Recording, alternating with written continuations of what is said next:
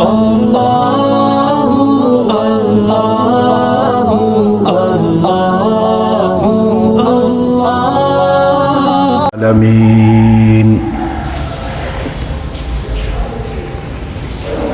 والعاقبۃ للمتقین والصلاة والسلام علی سید الرسل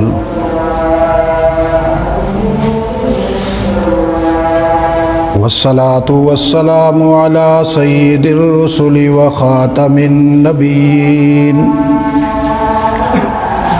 وعلى آلہ وأصحابہ الطیبین الطاہرین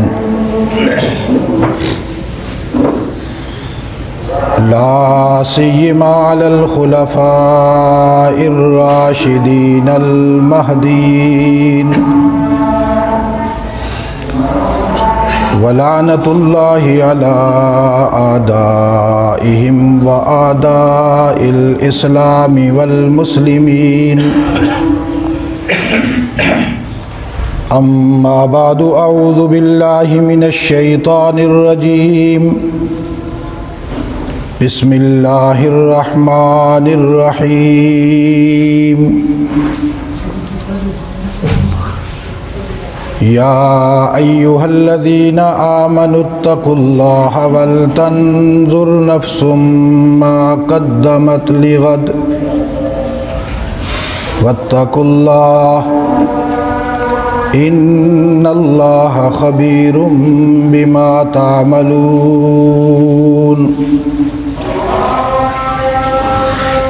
قال الله تبارك وتعالى في مقام آخر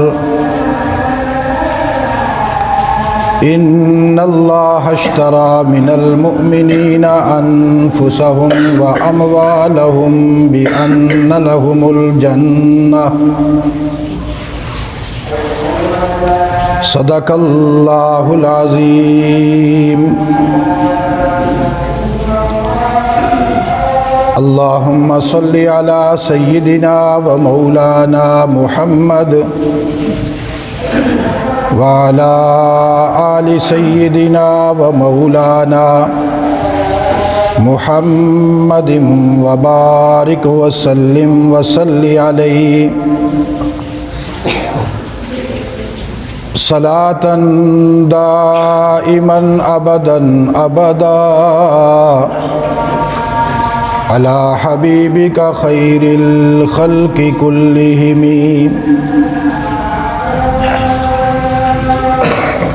هو الحبيب الذي ترجى شفاعته لكل حول من الأحوال مقتحم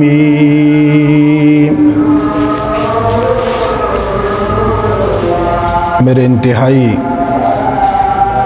ذی احترام سامعین گرامی، جامعہ مسجد الیاس میں آج جمعہ کی نشست ہے، اور اس مختصر نشست میں قاری نیک محمد صاحب کے حکم پر چند کلمات آپ حضرات کے سامنے بیان کرنے ہیں۔ اللہ رب العالمین اپنی بارگاہ میں میری حاضری قبول فرمائے، اور آپ تمام نمازی حضرات کی حاضری کو قبول فرماتے ہوئے اپنا قرب نصیب فرمائے۔ چونکہ ایک تو جمعہ کی نشست ہے، اس میں وقت بھی مختصر، گفتگو بھی مختصر ہوتی ہے،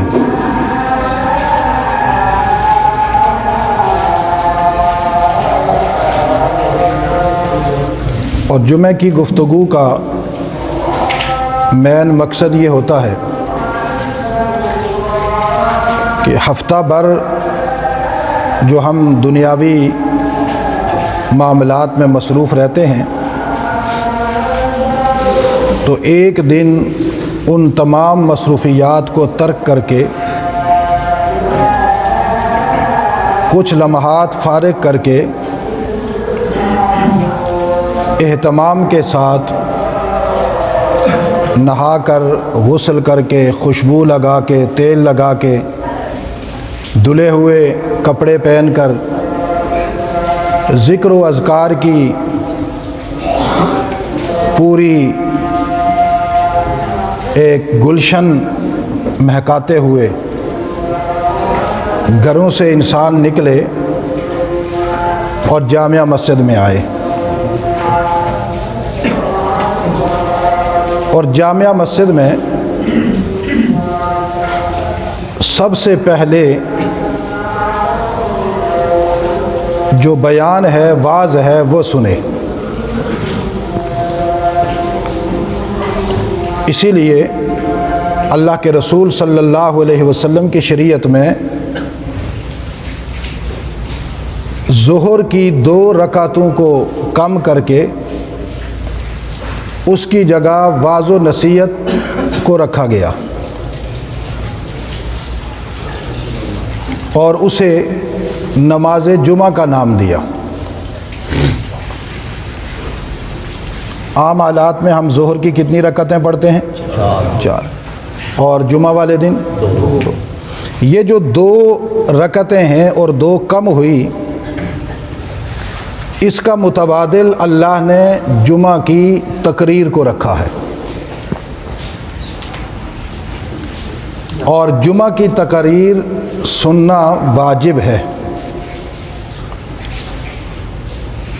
ہمارے ہاں آج کل ایک مرض لاحق ہے کہ لوگ انتظار کرتے رہتے ہیں کہ جب عربی خطبہ شروع ہوگا، اور اس میں بھی انہوں نے ٹائم رکھا ہوا ہوتا ہے کہ ہمارے مولانا صاحب عربی خطبہ کتنے دیر میں پڑھتے ہیں، تو جو آخری لمحات ہوتے ہیں دوسرے خطبہ کے، اس میں سے یا اپنی دکان سے یا اپنے گھر سے نکل کر مسجد میں آتے ہیں، اور جو ہی سلام پھیرا جاتا ہے تو اکثریتی لوگ بھاگنا شروع کر دیتے ہیں۔ اور بعض جگہ پر میں نے سنا کہ اگر امام صاحب اپنے نمازیوں پر شفقت فرماتے ہوئے اپنی قوم پر رحمت کے آثار ظاہر کرتے ہوئے اللہ کے سامنے دعا کر رہے ہوں گڑ گڑا کر، اور دعا کچھ لمبی ہو، تو وہ یہ الفاظ بیان کرتے ہیں کہ توبہ توبہ، ہمارے امام صاحب نے تو آج تباہی مچا دی، اتنی لمبی دعا بھی کوئی کرتا ہے اس زمانے میں؟ واللہ یہ ممبر پہ بیٹھا ہوں، میں نے سینکڑوں لوگوں کو یہ کہتے ہوئے سنا ہے، اور ساتھ کہ کوئی ایسا بندہ ہو جو ہمارے مولانا کی قریب ہو تو یہ ان کو سمجھا دے کہ دعا تھوڑی چھوٹی کیا کریں۔ یہ کیا ہے؟ یہ انسان کے ایمان کی موت ہے۔ کیا ہے یہ؟ انسان کے ایمان کی موت ہے۔ جب اسے جمعہ والے دن اس کا ایمان اس کو برانگیختہ نہیں کرتا، ابھارتا نہیں جلدی مسجد جا، اور جمعہ کی نماز کے بعد کچھ لمحات اس کو مسجد میں روکتا نہیں، دعا مانگتے ہوئے، سنن ادا کرتے ہوئے، نوافل ادا کرتے ہوئے، کچھ تلاوت کرتے ہوئے، ذکر و اذکار کرتے ہوئے، تو سمجھ جائیں کہ اس شخص کا ایمان مر چکا ہے، اس کے سینے میں میت پڑی ہے، زندہ ایمان نہیں ہے۔ اور یہ بات یاد رکھیے گا، چونکہ یہ بالکل آخری زمانہ ہے، قیامت ہمارے قریب ہے، یہ جتنی کھڑکی اس ممبر کے قریب نہیں، اس سے زیادہ قیامت قریب ہے، یہ پھر بھی زیادہ مسافت ہے، یہ مائک میرے منہ سے اتنا زیادہ قریب نہیں جتنی قیامت قریب ہے، اور اس قیامت کے زمانے سے بہت پہلے دجال اعظم آئے گا، اور دجال اعظم انہی لوگوں کو اپنے فتنے کا شکار کرے گا جن کا ایمان مر چکا ہوگا۔ کیا کہا میں نے؟ دجال اعظم، چھوٹے دجال تو بہت ہیں، بے شمار ہیں، لا تعداد ہیں۔ گلی گلی میں آپ کو دجال اصغر ملے گا، محلے محلے میں ملے گا، بستی بستی میں ملے گا، قوم قوم میں ملے گا، لیکن تمام دجاجلہ کا سردار اعظم دجال اکبر، جس کی پیشین گوئی اللہ کے رسول صلی اللہ علیہ وسلم نے احادیث مقدسہ میں کی ہے، وہ دجال اعظم قیامت سے پہلے آئے گا اور ان لوگوں کو اپنا شکار بنائے گا جن کا ایمان مر چکا ہوگا۔ ایمان ہوگا، یہ بات یاد رکھیے گا، ایمان ہوگا، اس کا انکار نہیں، وہ کافر نہیں ہوں گے، کلمہ پڑھنے والے ہوں گے، ایمان والے ہوں گے، لیکن ایمان زندہ نہیں ہوگا، ایمان مردہ ہوگا۔ اب زندہ ایمان اور مردہ ایمان میں فرق یہ ہے کہ زندہ ایمان انسان کو ابھارتا ہے، برانگیختہ کرتا ہے، قلب و جگر میں اضطراب پیدا کرتا ہے، حرارت دیتا ہے، وحدت کے جام کے لیے انسان کو کیف و مستی میں مبتلا کر دیتا ہے، سنت کے نشے کے لیے انسان کو بے تاب کر دیتا ہے۔ اور یہ بات بھی یاد رکھیے گا، جب تک سنت کا نشہ انسان کو نہ چڑھے اس وقت تک توحید کا جام نہیں ملتا۔ سید منعم شاہ بخاری رحمۃ اللہ تعالیٰ علیہ فرمایا کرتے تھے، امام اہل سنت سید عطا اللہ شاہ صاحب بخاری کے فرزند اکبر سید عطا المنعم ابو ذر بخاری رحمۃ اللہ تعالیٰ علیہ، نشہ عشق محمد میں خدا ملتا ہے، اور یہ وہ نشے نہیں جو تم کو شرابوں میں ملیں۔ جب تک عشق محمد کا نشہ انسان کو نہ چڑھے اس وقت تک خدا نہیں ملتا، اور جب تک انسان کو خدا نہ ملے اس وقت تک انسان کا ایمان زندہ نہیں ہوتا۔ جب تک انسان کا ایمان زندہ نہ ہو اللہ کے دربار میں وہ انسان مومن اور مسلمان نہیں کہلا سکتا۔ مردہ ایمان والا آدمی اللہ کے کاغذوں میں، اللہ کی کتاب میں، اللہ کے ہاں مومن اور مسلمان نہیں کہلا سکتا۔ زندہ ایمان والا انسان، اسی کو قرآن پاک نے ان دو جملوں میں بند کیا ہے، یا ایھا الذین آمنوا اتقوا اللہ، اے ایمان والو۔ اب یہ جو ایمان والا ہے نا قرآن پاک میں، اس کے اول مخاطب صحابہ اکرام ہیں۔ بولیے کون ہے؟ صحابہ اکرام، سارے بولو، صحابہ اکرام ہیں۔ ثانیاً صحابہ اکرام کے پیروکار ہیں قیامت تک۔ جتنے لوگ صحابہ اکرام کے طرز پر اپنا ایمان رکھیں گے، اعمال رکھیں گے، وہ یا ایھا الذین آمنوا کے ضمن میں آتے ہیں۔ اور اللہ نے یا ایھا الذین آمنوا کا جو لقب ہے یہ امت محمدیہ کے لیے رکھا ہے۔ سابقہ امتوں کو یا ایھا الذین آمنوا کہہ کر نہیں پکارا، یا ایھا الذین آمنوا کا عنوان اللہ نے حضور کی امت کے لیے رکھا اور سب سے پہلے اصحاب محمد کے لیے رکھا، پھر ان کے پیروکاروں کے لیے رکھا۔ جب اللہ کہتے ہیں نا یا ایھا الذین آمنوا، اے ایمان والو، اتقوا اللہ، ذرا دھیان رکھنا۔ تفسیر میں اس کا معنی اردو میں لکھا ہوتا ہے کہ ڈرو اللہ سے، اور میں یہاں ترجمہ کر رہا ہوں دھیان رکھنے کا۔ کیا ترجمہ کر رہا ہوں؟ اونچی آواز سے، اتقوا اللہ، ذرا دھیان رکھنا، خیال کرنا، چونکہ تم ایمان والے ہو، اور جو ایمان والے ہوتے ہیں وہ ذرا دھیان سے زندگی گزارتے ہیں، بڑے اہتمام سے زندگی گزارتے ہیں، کہیں ایمان کے خلاف کچھ نہ ہو جائے۔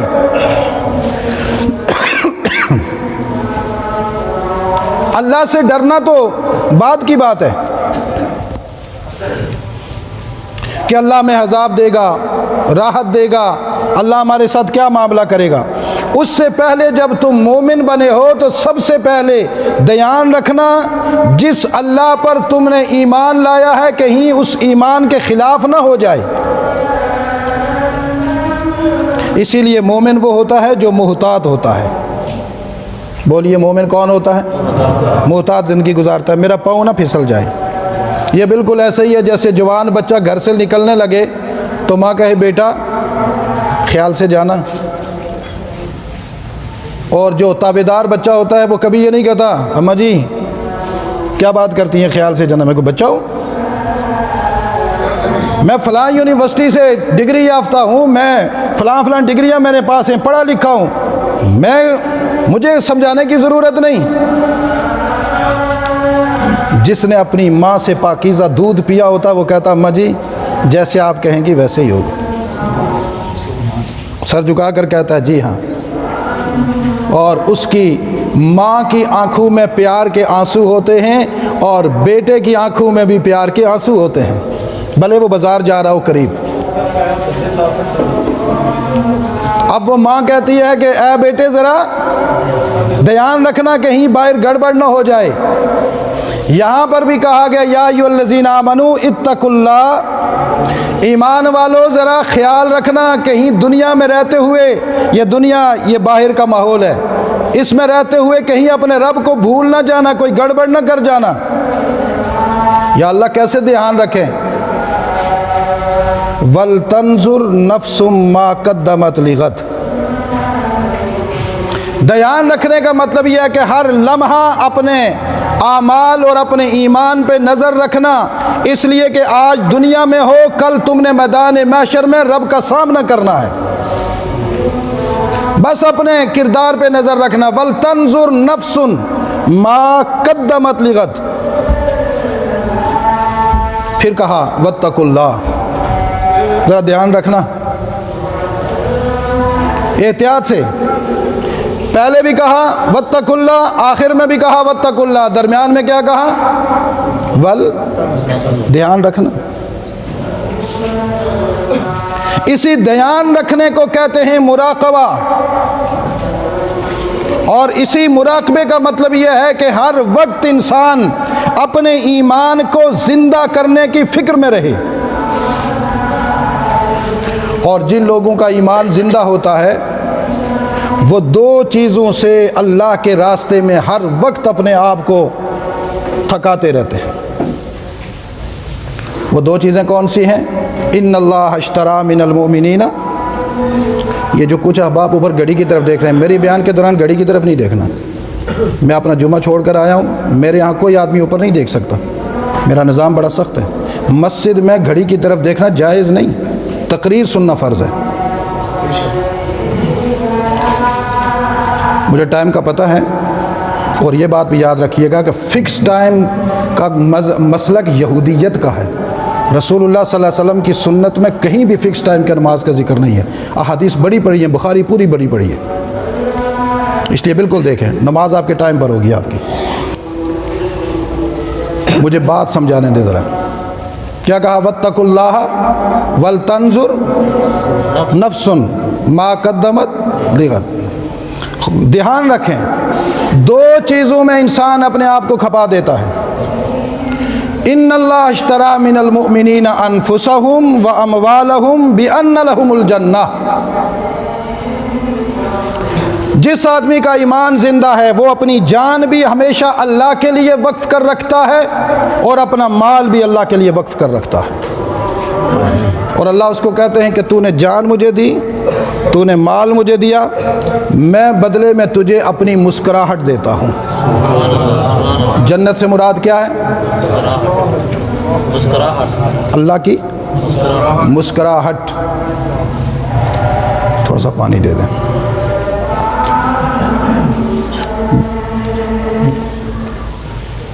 مسکراہٹ. بِأَنَّ لَهُمُ الْجَنَّةَ. اب ہم نے زندگی میں اپنے ایمان کو زندہ کرنا ہے اور زندہ کرتے ہوئے اپنی جان اور مال کو اللہ کے لیے قربان کرنا ہے. جن صاحب نے مسجد کو بنایا، کیا نام؟ حاجی محمد الیاس صاحب، ماشاءاللہ. اب یہ زندگی بھر یہ جگہ ان کے حق میں دعا کرتی رہے گی، زندگی بھر.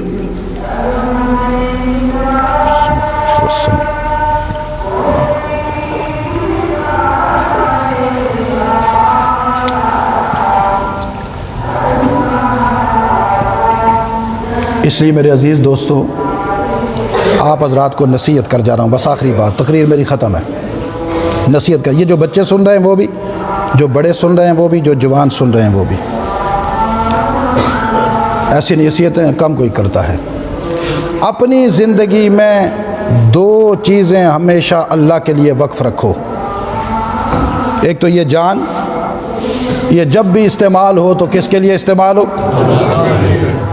استعمال ہو تو رسول اللہ کے لیے، استعمال ہو تو دین کے لیے، استعمال ہو تو اللہ کے لیے. یہ ہے ہی اسی کی، اسی کی ہے، اسی کے لیے استعمال ہوگی. اور مال بھی صرف اللہ کے لیے استعمال ہو. کس کے لیے؟ اونچی آواز سے. کیونکہ مال کس کا ہے؟ یہ جو مال ہمارے پاس ہے نا، ہم اس کے چوکیدار ہیں، مالک نہیں ہیں. شریعت نے ہمیں مالک نہیں بنایا، یہ دھوکہ ہے ہمارا. اور سب سے بہترین ایمان کو زندہ کرنے کے لیے اور دجالی افکار کا خاتمہ کرنے کے لیے، یہ جملہ پھر سن لو، ایمان کو زندہ کرنے کے لیے اور دجالی افکار کے خاتمے کے لیے سب سے بڑے جو مراکز ہیں وہ مسجدیں ہیں اور مدرسے ہیں. کیا ہیں؟ اس لیے آپ کی دولت کا 80% حصہ مسجدوں میں اور مدرسوں میں لگنا چاہیے. کہاں پہ لگنا چاہیے؟ اونچی آواز سے. ہاں، یہ میری ان دو باتوں کے آپ گواہ رہنا. میں اس منبر پر الیاس مسجد میں بیٹھ کر آپ کو کہہ کے جا رہا ہوں، قیامت والے دن میرے حق میں آپ نے گواہی دینی ہے کہ اس نے ہمیں یہ بات کہی تھی، یہ غلط ہے، یہ صحیح ہے. رب کے سامنے آپ نے یہ گواہی دینی ہے کہ آپ کی دولت کہاں لگنی چاہیے؟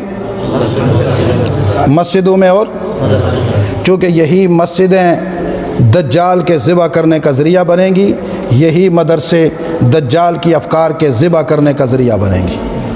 یہی ختم نبوت کی دلیلیں ہیں، یہی اسلام کی فتح کا نام ہے، یہی رسول اللہ کے دین کو روشن کرنے کا نام ہے. ساری کی ساری دنیا میں دجالی افکار غالب ہوں گے. جب آپ مسجد کے گیٹ سے اندر داخل ہوں گے، دجال آپ پہ اثر نہیں کر سکے گا، بشرطے کہ دعا پڑھ کر داخل ہوئے، اللہم افتح لی ابواب رحمتک. اب مسجد میں داخل ہو جائیں، دجال نہیں آ سکتا. کریں گے اونچی آواز سے. اللہ تعالیٰ ان تمام احباب کو جنہوں نے اس مسجد کی تعمیر میں حصہ لیا، 1 روپے سے لے کر لاکھوں روپے تک، اللہ ان کو اپنے ہاتھ سے اپنی رحمت کے اور فضل کے مطابق اجر نصیب فرمائے، اور قیامت تک ان کی نسلوں میں علماء، صلحاء، اولیاء پیدا کرے، اور ان کا حشر عشرہ مبشرہ کے ساتھ کرے. اور بالخصوص جن بزرگوں نے یہ زمین دی ہے، انہوں نے دی ہے، اللہ تعالیٰ ان کی نسبت سیدنا صدیق اکبر کے ساتھ فرمائے. سب کہو آمین. اونچی آواز سے کہو، اور اونچی آواز سے کہو. اللہ ہر سخی کی جو حضور کی دین کے لیے مسجد اور مدرسے بناتا ہے، اس کو یا تو ابو بکر صدیق کی نسبت عطا فرمائے یا عثمان غنی کی عطا فرمائے. اللہ ہمیں عمل کی توفیق نصیب فرمائے. وآخر دعوانا الحمدللہ. لقد يسرنا القرآن للذكر فهل